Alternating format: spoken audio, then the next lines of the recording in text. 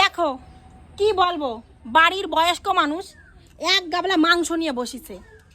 বলি এই এক গাবলা মাংস কোনো বয়স্ক মানুষ নিয়ে বসে? আরও তো বাড়ি 5টা লোক আছে নাকি, তারা তো খাবে। মানে ঘেন্না বলতে তো একটা জিনিস আছে।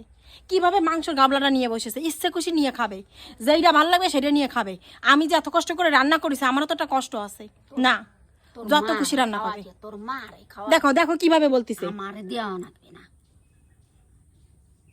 দেখিছো সব সময় কথায় কথায় আমার মা বাপ তুলে খোটা তুলবে এই মহিলা, কথায় কথায় আমার বাপ মা তুলে খোটা লাগবে।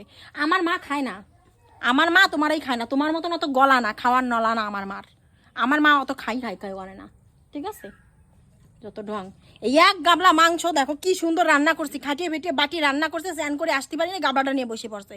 প্রতিদিন একই কাণ্ড, এক গাবলা নিয়ে বসবে, লাস্টে তোমাকে একটুখানি রইছে। মানে আমার আর খেতে ইচ্ছা করে না, আমার আর খাওয়া দাওয়া নাই, বুঝেছো? আমি মানুষ না, তুমি খাও।